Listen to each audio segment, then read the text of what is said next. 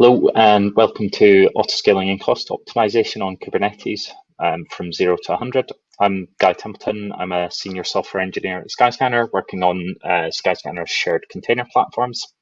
Hey, this is Jiaxin. I'm working on AWS EKS team, and I'm mainly focused on the autoscaling projects and machine learning areas. So you've deployed K8s. You've deployed your clusters into your cloud or data center of choice. You've packaged up your either shiny new apps or old legacy apps into containers, deployed them onto your new K8s clusters, and that's when the person responsible for the compute bill in your organization appears, asking you awkward questions.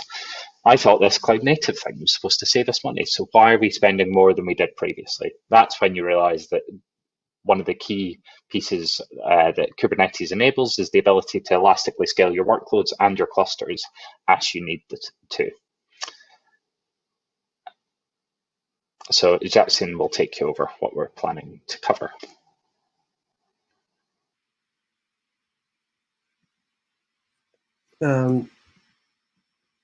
Yeah, in today's session, what we're planning to cover roughly falls into 4 different use cases: horizontal pod autoscaling, vertical pod autoscaling, cluster autoscaling, and a few other scaling related tips and tricks. In each of these areas, I'll take you through the basic concept first, and Guy will share more tips on those real-world use cases.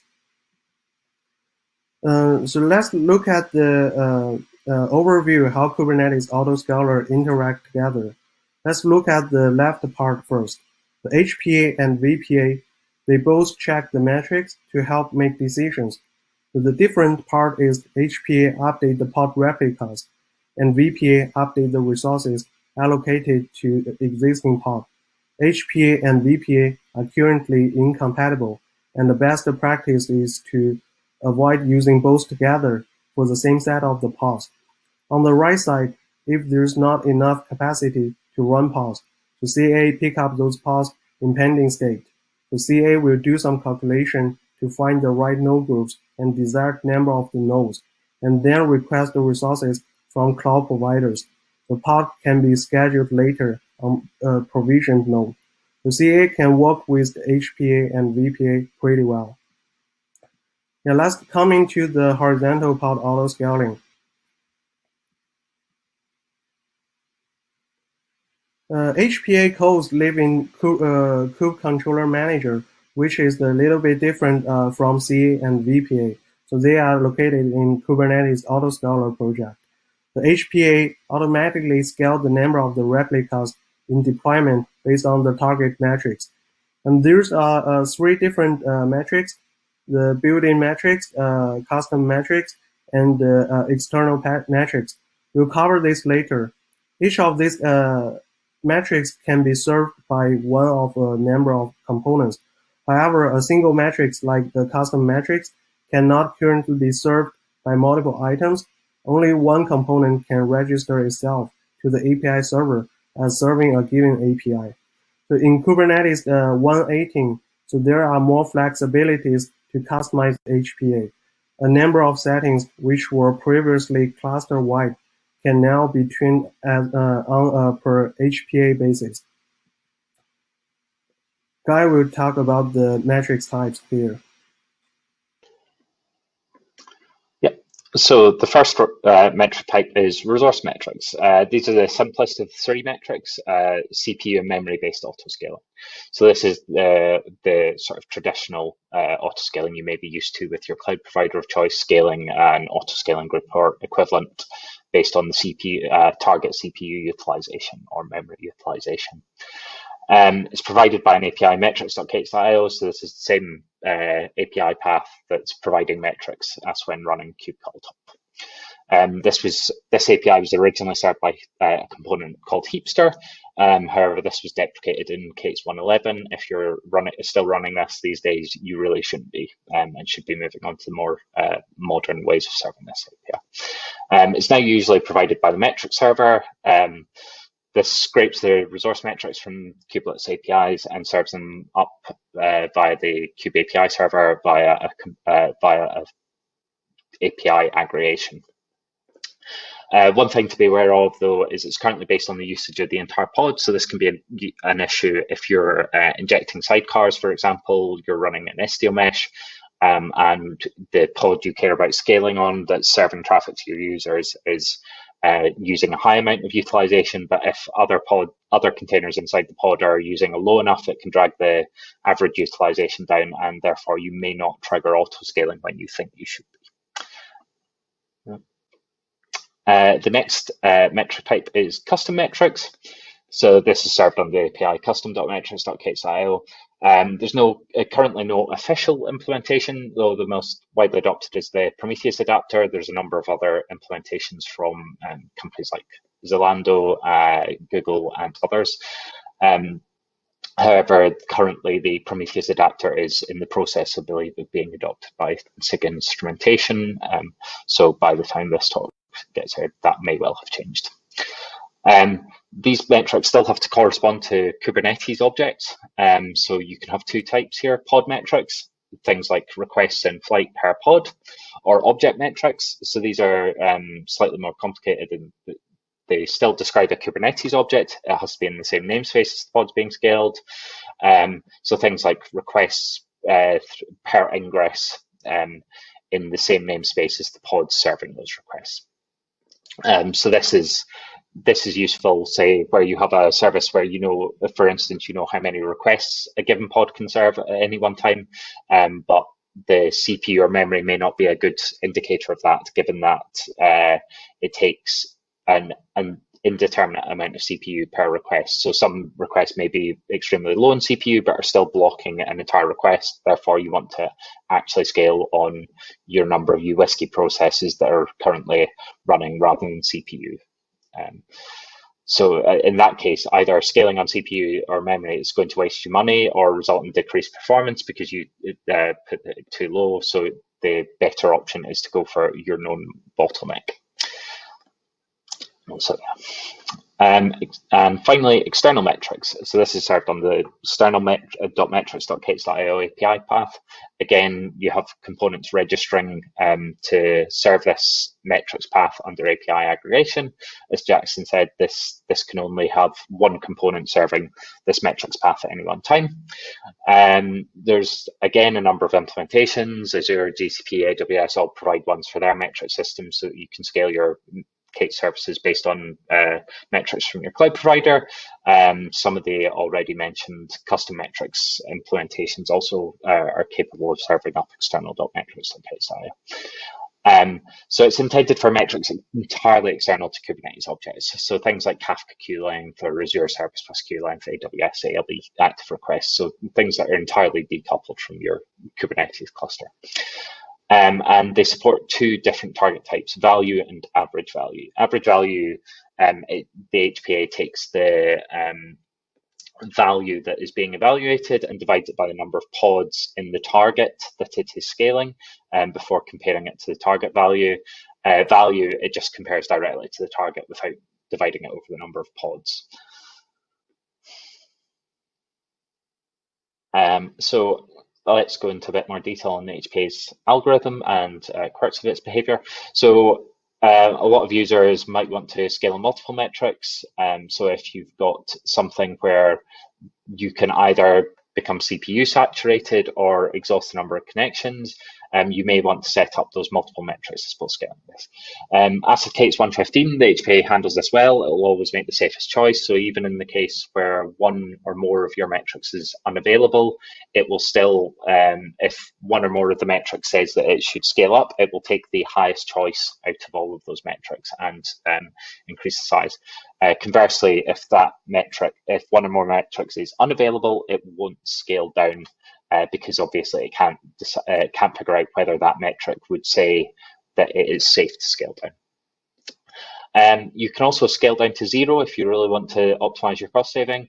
There's a couple of things required for this though. You have to enable an alpha feature gate called HPA scaled to 0, and you also have to set the associated HPA up with at least one object or external metric, because obviously in the case of pods metrics, it can't make a reasoning when the pods are scaled to 0 about what the behavior it should use is. And if you want to fine tune the behavior of a given HPA, so if you have certain services which are you want to scale up really fast, but scale down slowly, you can now tune that as of Kubernetes 1.18 onwards with this new part of the Horizontal Pod Autoscaler spec, where you can see the behavior snippet here. So in this case, it's saying at most scale it down by 5% every 5 minutes, and scale it down to a minimum of 0.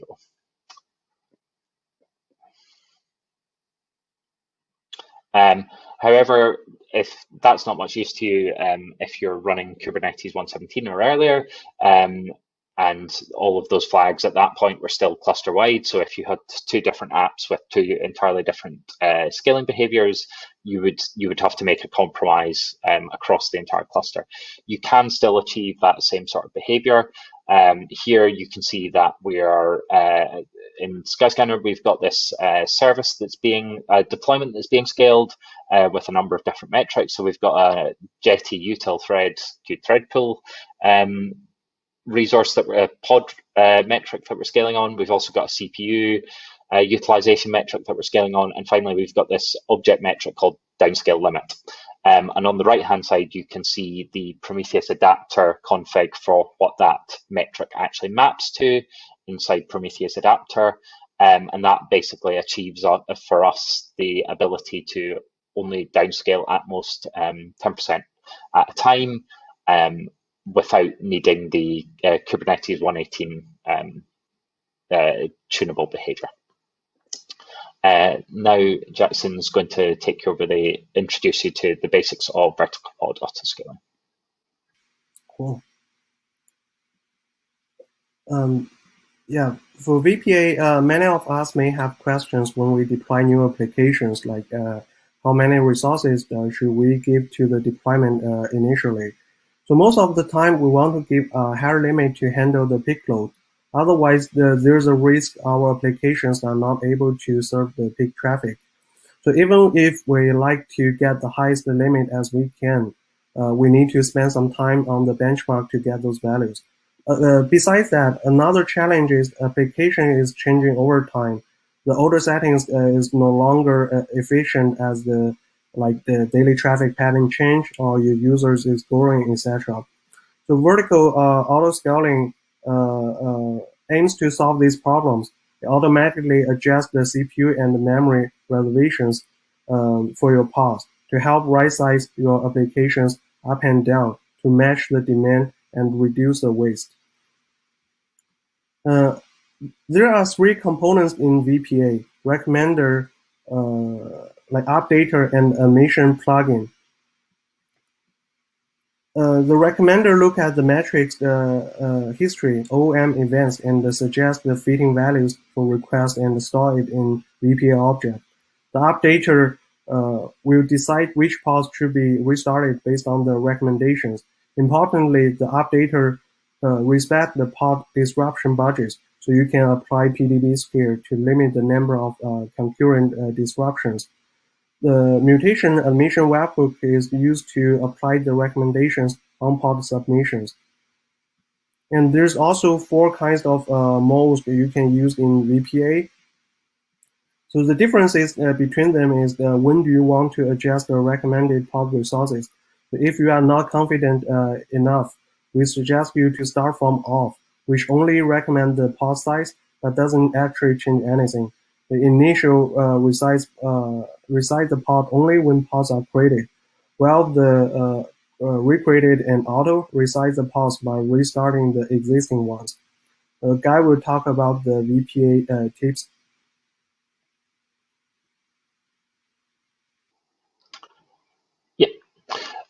So vertical pod autoscaling is really useful for singletons, so things like the big Prometheus instance you're using to monitor your cluster, and also services used by internal teams. If these aren't distributed around the globe, you'll likely have traffic patterns which scale up and down in a predictable way. And it's no use giving them peak resource usage and burning money during those quiet periods where no one's in the office. So in this case, you can see graphed over a week the CPU utilization of a Prometheus instance inside Skyscanner, and you can see there's very obvious traffic peaks when engineers are in the office, and then it drops down significantly to roughly a third at the lowest points of its peak usage. These sorts of things are the prime candidates for vertical pod autoscaling, where you can easily achieve huge improvements in your resource usage. So there are a few limitations with vertical pod autoscaling. So as Jiaxin already mentioned, you shouldn't really use it in conjunction with resource-based HPAs currently, as the two will conflict, as obviously the VPA will be trying to change the resource limits or requests at the same time as the HPA is trying to scale based on those things. You can, however, use them where your HPA is set up using customer external metrics and your VPA is modifying the resource requests. Currently, modifying the resource request requires recreating the entire pod, meaning a pod restart. So that will result in disruption. That's why you should make use of PDBs, as Jiaxin mentioned.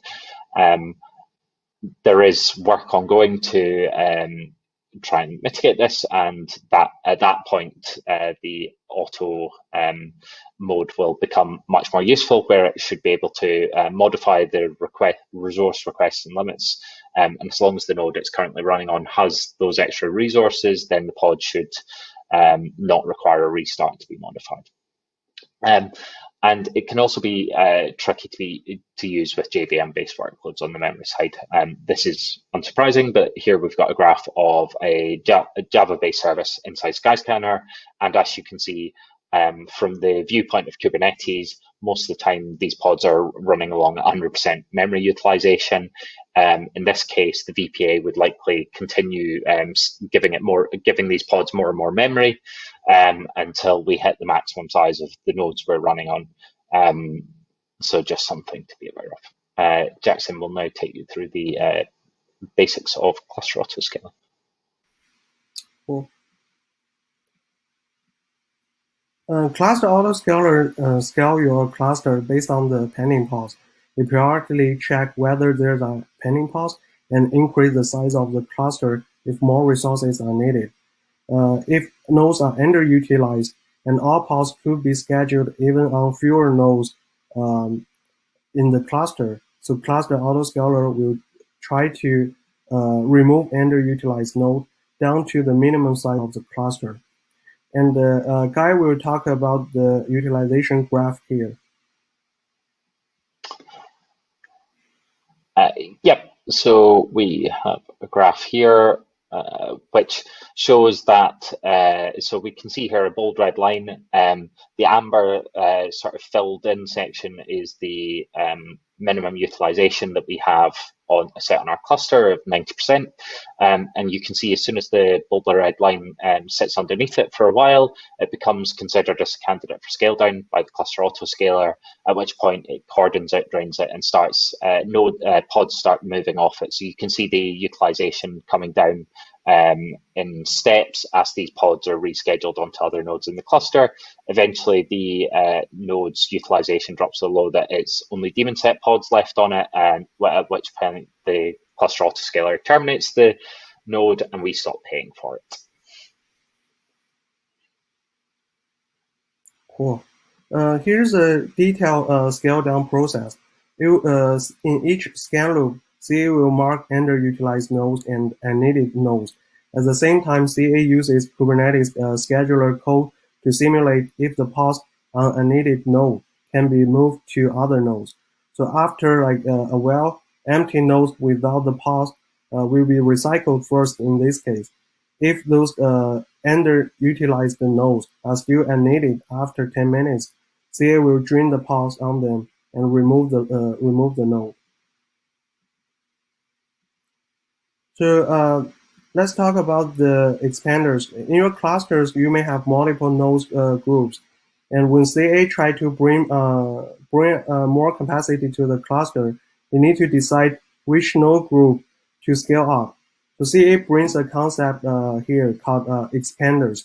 So there are 4 different expanders here, like the random expander, priority expander, price expander, and the list width expander. It's very important to understand these expanders to optimize your cost and performance. You can choose the right one based on your needs, or customize your own expanders. So these expanders are very easy to understand from their names. We will talk about a few cases using priority expander data. Guy will talk about the things to consider in CA.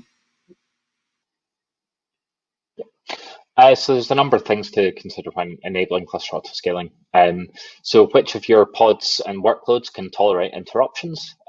Whether your pods being scaled down need to do any cleanup. So for instance, if you have in-flight requests, and if you can't tolerate those requests effectively being cancelled while they're in flight, or it's going to cause a degradation to your customers, then you can use container lifecycle pre-stop hooks to basically ensure that your containers finish their in-flight requests, but stop accepting any new requests before they're terminated. Whether pods using disk space that can resume safely, whether they should be made stateful sets to speed up startup times so that they get their disk usage back. And pod priorities, which pods are most important, which you can tolerate not running for periods of time. So things that aren't customer impacting, you may be okay with not having scheduled at a given time, or having lower priority when customer impacting workloads need to scale up. So what happens if you have batch jobs or jobs which you don't need to run immediately? So you can use combine the use of pod priorities with the CA flag expendable pod priority cutoff. So you can use this to avoid the CA scaling up purely for ultra low priority jobs. So if you have jobs which are not important enough that you want to spend money on nodes to scale up the cluster, but just want to bin pack around the rest of the workload when there's spare capacity in the cluster, this is ideal for that. And if you're using the priority expander, as Jiaxin mentioned, how do you fall back to on-demand instances when spot or preemptible instances or your cloud provider's equivalent are out of capacity? So you can create on-demand node groups with lower expansion priorities and spot instance node groups with higher priorities. This will cause the cluster autoscaler to preferentially try to scale up the spot or preemptible node groups and then fall back to the on-demand instances if it can't get them. So here you can see an example of the config map showing that. So in this case, if there's no, it will first attempt to increase the low cost option, but then if there's no spot instances available within the max node provision time, which is a tunable flag on the cluster autoscaler, it'll fall back to using the on-demand group. And Jiaxin will now take you through some more bits of cost optimization with the CA. Yep. So there are some common problems like this. Like you have multiple spot node groups, and some of them are short of capacity. So CA will try to wait for the node coming. It takes up to the max node provision time to move to the next node group if the current node group is not available. However, if your next node group is a spot group again, and it's very likely the capacity is limited as well. So there's 2 things you can do here. The first thing is you can tune the max node provision time, reduce the time for CA to move to the next node group. So there's another choice. Use the mixed instance policy. So this is the AWS ASG feature. And mixed policy allows you to have different spot instance in one ASG. So the good thing is even some of the instances are short of capacity, it's very likely you get other instance types instead. And using mixed instance policy has another advantage. So you can only have like 1 or 2 ASGs. It helps reduce the scan loop interval latencies. Remember, it will be better to use the similar instance with the same amount of memory and CPUs in one mixed instance policy, because it helps CA on the simulations to calculate the desired number of the node accurately. Next, we'll talk about the GPU optimizations. So GPU node is a little bit different from CPU nodes because the GPU resources need to be advertised by device plugins, which takes longer time. So the common problem using GPU node is CA bring up the node, the GPU is not ready. Then CA think POC cannot be scheduled on the new coming node since it lack of the GPU resources. So if you apply the label, CA will wait for GPU to become ready, and these problems can be resolved. So there's no unnecessary scale ups. Another case in scale down is when you apply the label, GPU metrics will be honored in scale down. One case is if GPU is underutilized, even if the CPU and memory utilization is high. So this node still becomes a scale down candidate. And a lot of users meet problems scaling up from zero. CA actually doesn't have any template in this case. It needs to build its template from the cloud provider for simulations. However, cloud provider has limited information. In order for CA to build an accurate template, user need to tag the resources in auto scaling group. So the common case is here is like custom metrics. And custom metrics and labels for node affinities, tens for tolerations. So this guarantees CA makes the right scheduling decision even without existing node. And Guy will continue on the gotchas with CA next. Yep. So there's a few more gotchas to be aware of with the CA. So how do you protect critical workloads? So if, for instance, you've got machine learning workloads or something similar where you can't tolerate it being interrupted in the midst of a run without losing all of the work it's done up to that point, you can apply an annotation safe to evict equals false. That prevents the CA terminating the node with your critical job, even if the node utilization is lower than the default threshold. And there's two sort of related problems. So it can take the CA a while to notice a pod being marked to unschedulable to the time it requests the cloud provider scale up, as well as the time the cloud provider takes to bring up that new node, and potentially overscaling the cluster to avoid that time. So you can use the over provisioning feature. So you put dummy pods with low priority on your cluster to reserve space, and then allow the Kate scheduler to remove them to make space for unschedulable pods with higher priority when they are scaled up. That means you don't then have to wait for new nodes to be provisioned.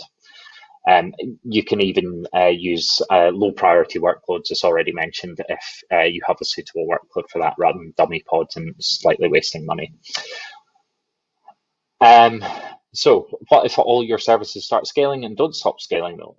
So resource quotas are invaluable here. Figure out the maximum resources a given namespace should use at peak load, even with failover, and set resource quotas to limit this. This prevents runaway scaling, controls your costs, and allows you to have honest conversations with your users about how much resources they actually need for their workloads. In addition, you can set the maximum size of the node groups to limit the scale of the cluster on the Cluster Autoscaler side to prevent runaway scaling there. And make use of pod disruption budgets. Cluster Autoscaler respects these when draining nodes. This is a way to ensure that you don't end up with accidental outages whilst the Cluster Autoscaler is draining nodes. The other thing to be aware of is the Cluster Autoscaler doesn't yet support all cloud providers. All the big ones are covered. However, there's work ongoing to decouple the cloud providers and support a pluggable cloud provider over gRPC implementation to make it easier to implement new ones. This is a quick list of the flags that we think are most valuable to look at tuning potentially away from their default values, depending on your workloads within the Cluster Autoscaler.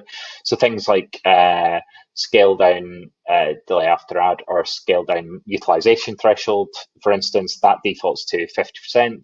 Within Skyscanner, we run that at 80 or 90%, depending on the cluster. So the Cluster Autoscaler is far more likely to consider nodes as candidates for scale down. And now Jiaxin will take you through a few other bits and pieces related to autoscaling in Kubernetes. There are some other community projects in autoscaling like areas, like add-on resizer and the cluster proportional autoscaler. They both scale the resources based on the cluster size as the cluster scale up and down. So you can think add-on resizer are much less sophisticated VPA. We use the linear formula to calculate the request limit values of resources based on the cluster size. Normally, it is used to scale metrics related add-ons. For example, when your cluster grows, you probably want a large metrics server. Cluster proportional autoscaler is normally used for scaling DNS replica sets horizontally to ensure enough pods to meet the DNS query needs of the cluster. But nothing prevents you from putting these two autoscaler on other type of workloads besides the metrics and the DNS. And Kubernetes event driver autoscaling was released last KubeCon. It allows the large autoscaling workloads from a wide variety of sources like Kafka, RabbitMQ, Redis, and some cloud provider queries. Yeah, Guy will talk the summaries at the end.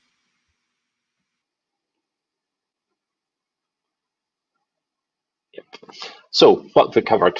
As with anything, cost saving in Kubernetes is about analyzing the trade-offs you can make based on your workloads and your environment. Which pods you can afford to be interrupted, how quickly you need services to scale up and down, and what scaling behavior you want in your clustering services. Those strategies can vary depending on your cluster's environment, cloud provider. The thing that's most likely to yield the best return on investment is your horizontal pod autoscaling, enabling your service owners to figure out what are the bottlenecks for them, what metrics they want to scale on, and enabling them to do that, whether it's through resource metrics, through custom metrics, or through external metrics. That analysis is likely to give you the most improvement the quickest. Thank you very much. Any questions?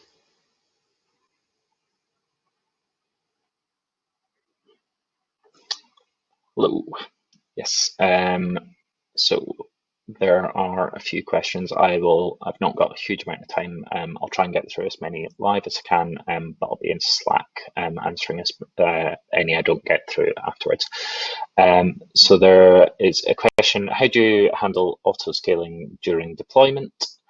That is a good question. In Skyscanner, we have our own blue-green deployment tooling. We use that and we set the minimum to be the current desired count when we start a deployment, so we still allow it to scale up, but we limit how much it can scale down during a given deployment.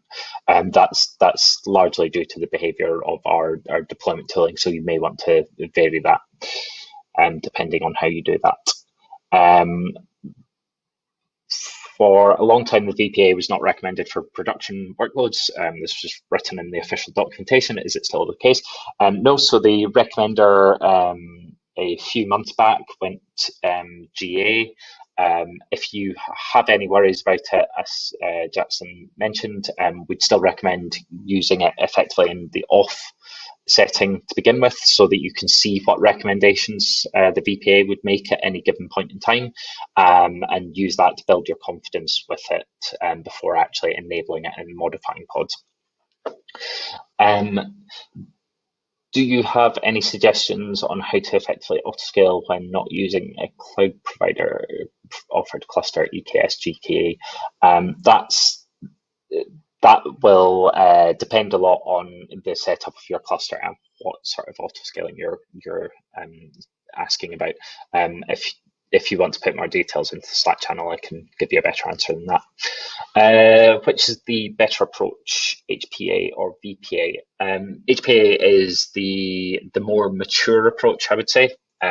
However, there are situations where, as mentioned, there are situations where the VPA is the better option, especially sort of singletons, things where you cannot replicate those pods horizontally. So stateful workloads, for instance, etc. I think I've got just enough time to answer one more. If I use GitOps and specify resources, this might lead to the VPA operator conflict, which might result in constant pod restarts. Am I right? I believe that is the case, though currently Skyscanner don't use a GitOps-based workflow, so I'm not actually certain. But I believe, yes, if it was trying to reconcile the pods running in the cluster with their resources against what you were desiring, yeah, I think your GitOps operator would effectively start fighting with the VPA operator around the pods being created with different resources. Thank you very much. I think that's me out of time. If you have any of the other questions that I wasn't able to answer, I'm happy to answer in the Slack channel to -kubecon-operations. I will try and answer all of them to the best of my ability. So thank you very much.